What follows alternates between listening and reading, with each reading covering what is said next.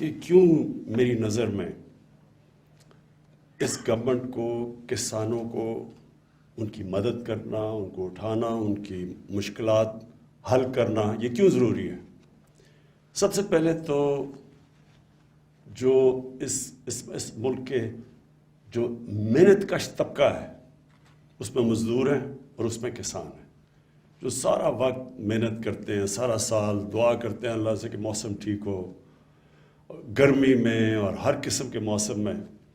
تو یہ جو محنت کش طبقے کی مدد کرنا ہے یہ اللہ کو خوش کرنا ہے، کیونکہ اس کی خاص طور پہ وہ آواز سنتا ہے محنت کش کی، اور وہ جو کمزور طبقہ ہوتا ہے ان کی آواز اوپر والا زیادہ سنتا ہے. تو یہ تو سب سے پہلے تو ہمارا ایک فرض بنتا ہے بحیثیت انسان. دوسری بات،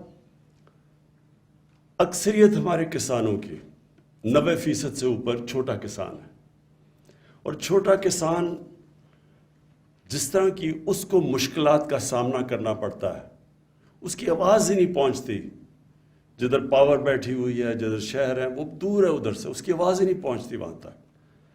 محنت بھی وہ کرتا ہے، مشکلوں کا بھی وہ سامنا کرنا پڑتا ہے، طاقتور کے سامنے بھی اس کی آواز نہیں ہے. سارا ایک تھانے دار اگر ایک علاقے میں اگر کوئی ظالم تھانے دار آ جائے تو وہ سب سے زیادہ بیچارہ کسان پستا ہے اس سے، کوئی کچھ بھی نہیں کر سکتا. شہروں میں تو پھر بھی لوگوں کی آواز ہوتی ہے، لوگ جمع ہو جاتے ہیں، کوئی مظاہرہ کر دیتے ہیں، کوئی تھانے کے باہر جا کے مظاہرہ کر سکتے ہیں. لیکن وہ دیہات کے اندر وہ کون سنتا ہے اس کی آواز؟ تو وہ پھر چپ کر کے ہر قسم کا ظلم سہتا رہتا ہے. تو میں ہمیشہ سمجھتا تھا کہ ہماری اگر گورنمنٹ جس نے ایک پوری تحریک انصاف کی تحریک چلائی، تو انصاف تو کمزور کو چاہیے ہوتا ہے. طاقتور تو چاہتا ہے کہ میں قانون کے اوپر ہوں، مجھے NRO مل جائے. چھوٹا آدمی ہے، انصاف کی تو وہ تلاش کرتا ہے. تو ہماری شروع سے یہ تھی کہ ہم نے اب کس طرح اپنے چھوٹے کسان کو کیسے اٹھانا ہے اور اس کی ہم کیسے مدد کر سکتے ہیں. اور اس کا دوسرا فائدہ یہ ہے کہ وہ ملک کا فائدہ ہے. جب چھوٹا کسان اس کا خوشحال ہوتا ہے، وہ تو باہر پیسے نہیں لے کے جائے گا، وہ تو کوئی لنڈن میں فلیٹ نہیں لے گا، وہ اپنی زمین پہ پیسہ لگائے گا. تو جتنا آپ اپنے کسان کو خوشحال کرتے جاتے ہیں، ملک کی خوشحالی بڑھتی جاتی ہے. اور جو چھوٹا کسان ہے زیادہ ضرورت اس کی مدد کرنے کی اس لیے ہے کہ ساری ریسرچ یہ بتاتی ہے کہ وہ جب چیز مارکیٹ میں لینے جاتا ہے اپنی ان پٹ، وہ زیادہ مہنگی ملتی ہے اس کو بنسبت بڑے کسان کی، اور وہ جب بیچنے جاتا ہے تو وہ زیادہ سستی بیچتا ہے بنسبت بڑے کسان کی، جو کہ سٹور بھی کر سکتا ہے، جس کے پاس بارگیننگ پاور بھی ہے، جس کے پاس پیسہ بھی ہے، جس کے پاس کریڈٹ بھی ہے. وہ جو کریڈٹ بھی لینے جاتا ہے، جب وہ جو قرضہ لینے جاتا ہے چھوٹا کسان، اس کو جس طرح بھی بتایا کہ اس کو بہت سود دینا پڑتا ہے اس کے اوپر، تو وہ ہر طرح وہ مار کھاتا ہے. محنت بھی وہ کرتا ہے، سب سے زیادہ مشکلات کا بھی اس کو سامنا کرنا پڑتا ہے. تو اس لیے میری کوشش تھی کہ ہم اس کی مسلسل مدد کرتے جائیں. شروع میں ہمارے لیے کافی چیزوں کا اور سامنا کرنا پڑا، لیکن ہم نے اپنے پلانز بنائے ہوئے تھے کہ ہم کس طرح اپنے چھوٹے کسان کو اٹھائیں. تو سب سے پہلی چیز تو ہم نے یہ کی کہ جو ظلم ہوتا تھا، یہ جو بھی جمشید نے بتایا کہ وہ سارا کسان محنت کر کے اپنا گنا لے کے جاتا ہے شوگر مل کے پاس، تو وہ دونوں طرف سے مار کھاتا تھا. پہلے تو وہ انتظار کرتے تھے، وہ کھڑا رکھتے تھے ان کو باہر لائن، کیونکہ میں کافی میرا ٹریول کرتا تھا جب سردیوں میں، تو شوگر ملز کے بعد وہ ٹرک کھڑے ہوئے ہوتے تھے لائنیں لگا کے اپنی وہ گنا لے کے، اور پھر ان کو پھر وہ کٹوتی جو ہوتی تھی ان کی وہ کم قیمت ملتی تھی، وہ تو دونوں طرف وہ مار کھاتا تھا بیچارہ. تو تب سے میں نے سوچا کہ جب ہماری باری ہے ہم نے سب سے پہلے قیمت پوری دلوانی ہے اپنے کسان کو. اور اس کا کیا فائدہ ہوا کہ جب کسان کے پاس پیسہ آیا، اس نے لگایا تو ان کی پیداوار بڑھنی شروع ہو گئی. اور یہ جو آپ دیکھ رہے ہیں یہ تو صرف تھوڑا سا انصاف ملا اس کو کہ اس کی محنت کی قیمت ملی تو اس کی پیداوار بڑھنی شروع ہو گئی. لیکن ہم نے ابھی آگے بہت اس کی مدد کرنی ہے. سب سے بڑی بات یہ ہے، جب تک آپ ریسرچ نہیں کرتے، سیڈ ڈیولپمنٹ میں حصہ نہیں لیتے، آپ کی پیداوار کیسے بڑھ سکتی ہے؟ مجھے اچھی طرح یاد ہے ہمارے جو فیصل آباد کی ایگریکلچر یونیورسٹی تھی، اس کی بڑی دھوم دھام تھی، اس کی بڑی کوالٹی تھی. آہستہ آہستہ ریسرچ کے اوپر ہم نے کم پیسہ خرچ کرنا شروع کیا، ریسرچ ختم ہی ہو گئی. تو وہ آپ کے سامنے ہے کہ آپ پیداوار دیکھ لیں، دنیا میں جو ملک ریسرچ کے اوپر پیسہ خرچ کرتے ہیں ان کی پیداوار کیا اور ہماری پیداوار کیا ہے. ہر چیز میں سب سے بڑا تو ہمیں ڈیری میں جو مجھے تکلیف ہوتی ہے کہ ہماری اتنی زیادہ گائیں ہیں، بھینسیں ہیں، لیکن ہماری دودھ ہمیں سوکھا دودھ امپورٹ کرنا پڑتا ہے. اور ہم نے کبھی کوشش نہیں کی. یہ تو بڑا آسان ہے کہ ہمارے اتنے یہ جو ہماری گائے بھینسیں ہیں ان کی دودھ کی ہیلڈ بڑھ جائے، ان کی پروڈکشن بڑھ جائے.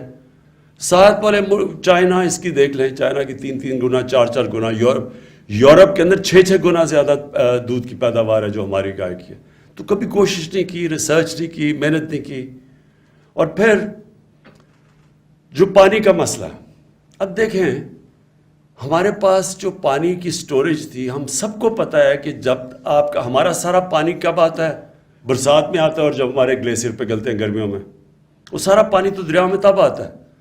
تو وہ عقل یہ تھی کہ ہم اپنا پانی کو سٹور کریں تاکہ ہم پانی کو بچا سکیں، تاکہ کسانوں کو ہم زیادہ پانی دے سکیں. اور زیادہ ہماری اتنی زیادہ زمین ہے جو کہ جس کے اوپر ابھی کاشت نہیں کی ابھی، اور ایسی زمین ہے کہ ابھی میرے پاس لوگ آئے، انہوں نے مجھے بتایا کہ انہوں نے بلوچستان کے علاقوں میں جو کپاس اگائی ہے اس کی جو کوالٹی ہے وہ تقریباً آؤٹ اسٹینڈنگ ہے، کیونکہ زمین پہلی دفعہ کاشت ہو رہی ہے. تو ہمارے پاس بڑی زمین بھی پڑی ہوئی ہے، لیکن کیونکہ پانی نہیں تھا اور کبھی سوچا نہیں پانی کی سٹوریج کا. 50 سال کے بعد بڑی ڈیمز بن رہی ہیں پاکستان میں. یہ جو ہم 10 ڈیمز بنا رہے ہیں یہ بہت پہلے بن جانی چاہیے تھی، اور ہمارے کسانوں کے پاس زیادہ پانی اویلیبل ہونا چاہیے تھا. سٹوریج ہمارے پاس ضرورت ہے پاکستان میں سٹوریج کی، تو وہ ڈیمز بنا رہے ہیں آپ، اور انشاءاللہ آپ دیکھتے رہیں گے کہ پانی کی سٹوریج، پانی کا اضافہ ہوگا ہمارے کسانوں کو دینے کے لیے. اس کا اور بھی مطلب ہے، ہم جب فلڈز کی تباہی آتی ہے وہ بھی روک سکتے ہیں. وہ جو پانی تباہ کرتا ہے، اور یہ بھی ابھی جمشید نے اچھی بات کی کہ جو سلیمان پہاڑوں سے جو آتے ہیں، تیز ریلا آتا ہے پانی کا، وہ بڑی تباہی کرتا ہے. اسی پانی کو ہم روک لیں، وہاں اتنی زمین پڑی ہوئی ہے جس کو ہم کاشت کر سکتے ہیں. تو پہلی دفعہ ان کے اوپر بھی اب وہ بڑی ڈیم بن رہی ہے یہی سلیمان رینج سے جو پانی کو روکنے کے لیے ڈی جی خان میں. تو آہستہ آہستہ اس پانی کے اوپر بھی ہمارا پلان ہے ڈیم بنانے کا. پھر ادھر بھی کرم کے اوپر جو گوملزم ڈیم بن رہی ہے، تو اور بن گئی ہے وہ، اس کی صرف اب ہاں 3 اور ان کی پھر وہ جو کمانڈ ایریاز بڑھا رہے ہیں. سو پانی سب سے پہلی چیز کسان کی مدد کرنا، اس کی ہر طرح مدد کرنا، اس کو کریڈٹ دینا. یہ جو اور انشاءاللہ یہ کسان کارڈ یہ لے کے ہی ہم اس لیے آئے ہیں چھوٹے کسان کے لیے کہ اس کو ہر طرح ہم اس کو ڈائریکٹ سبسڈی جائے. ایک تو اس کو انڈائریکٹ سبسڈی آتی تھی ہر چیز، وہ اسکریچ کارڈ اس میں 2 نمبری چلتی تھی. اب وہ ڈائریکٹ سبسڈی کسان کارڈ سے ڈائریکٹلی چھوٹے کسان کے پاس پیسہ آئے گا. کھادوں کے لیے اگر ہم نے سبسڈائز کرنا ہے اس کو، اگر ہم نے کیڑے مارنے والی دوائیوں کو سبسڈائز کرنا ہے، یا کوئی آفت آ گئی اس کو اس کی مدد کرنی ہے، تب ڈائریکٹ کارڈ کے اوپر پیسہ آئے گا. اور پھر یہ جو بڑی اچھی چیز یہ انشاءاللہ یہ کیچ آن کر جائے، انشورنس. ہر دنیا میں کسانوں کو انشورنس ملتی ہے. اس سے جو دوسرا فائدہ یہ ہے کہ پھر بینکس پیسے دے دیتے ہیں. جب بینکوں کو پتہ چلے گا کہ کسان کی اتنی اس کی انشور ہو جائے گی اس کی فصل، تو ان کو پتہ ہوگا کہ اگر نہیں ہوگی تو چلے انشورنس کمپنی پیسے دے گی، تو اس کے پاس پیسے کریڈٹ دے گی جو بینک سے اب نہیں دیتے، خاص طور پہ چھوٹے کسانوں کو. تو یہ انشورنس، اور یہ ہم صحت کارڈ میں جو لے کے آئے ہیں پہلی دفعہ پاکستان کی تاریخ میں ہیلتھ انشورنس، کہ ہر خاندان کے پاس 10 لاکھ روپے ہے ہر پنجاب میں اور پختونخوا میں، اور انشاءاللہ گلگت بلتستان میں اور آزاد کشمیر میں جدھر ہماری گورنمنٹس ہیں، وہاں ہر خاندان کے پاس ایک کارڈ آئے گا، ہیلتھ کارڈ.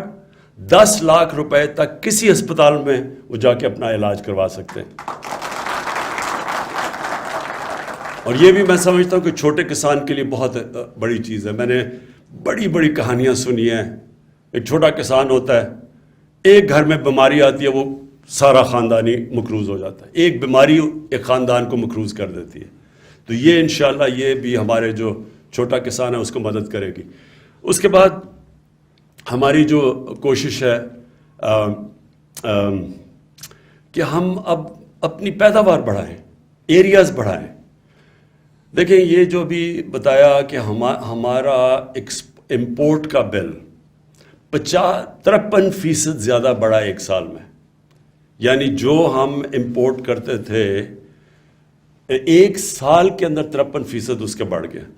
تو یہ جو روپے پہ پریشر پڑا ہوا ہے اور یہ عارضی ہے, انشاءاللہ یہ ہمارے پاس یہ تھوڑا سا جو ویو آئے جائے گا تو پھر کنٹرول ہو جائے گا.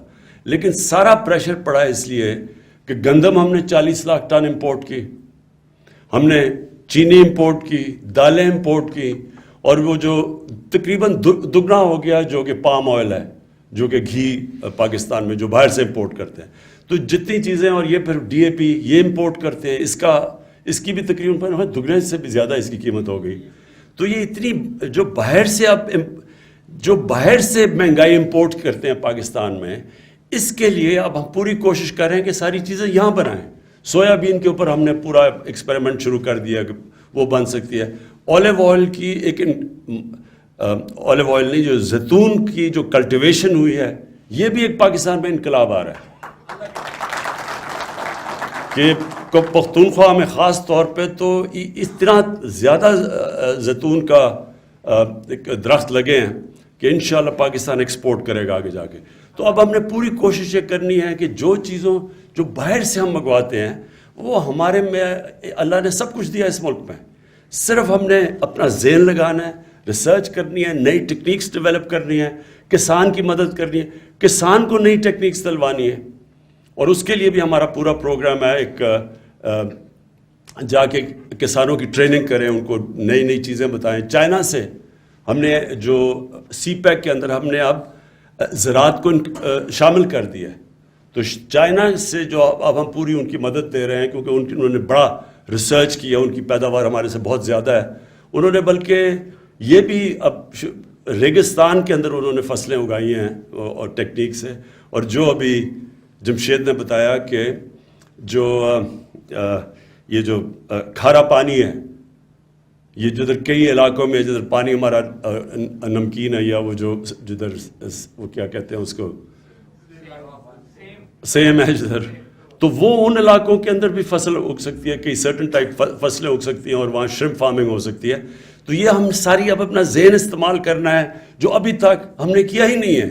ہم نے ایسے ہی چلتے گئے ہیں, جو موہنجو دارو کے دنوں سے جو آ رہی ہے اسی طرح کی پریکٹسز چلتی آ رہی ہے پاکستان میں. اب ہم نے ماڈرن ٹیکنیکس لے کے آنی ہے, صحیح استعمال کرنا ہے پانی کے ریزروائرز بڑھانا ہے, ریسرچ, اور انشاءاللہ اپنے لوگوں کو بھی بتانا ہے کہ کس طرح کی کیش کراپس اگ سکتی ہیں. مثلا زیتون میں شروع ہو گئے, زیتون کا تو میں نے آپ کو بتا دیا. پھر ایک جو سبزیوں میں جو سب سے مہنگی اور جو نیوٹریشس سبزی ہے اس کو کہتے ہیں ایووکاڈو. وہ سارا وہ ایک ایووکاڈو کو 600-700 روپے کا بکتا ہے یہاں.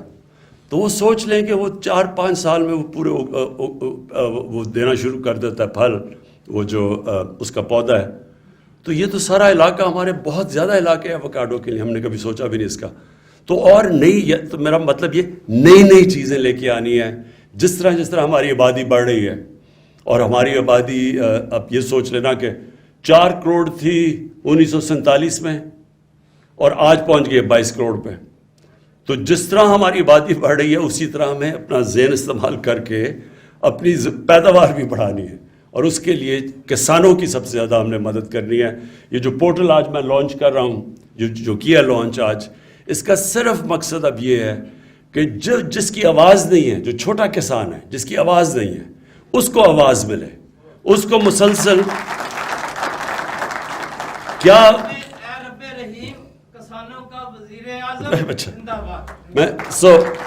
ہماری کوشش یہ ہوگی کہ جس طرح کا بھی ابھی تک اوروں کو تو مل جاتی تھی مدد مل جاتی, شہروں کے اندر ہمارا پورٹل کے اوپر کوئی بھی کال کرتا ہے ان کے مسئلے حل ہو جاتے ہیں. لیکن کسانوں کا مسئلہ تھا.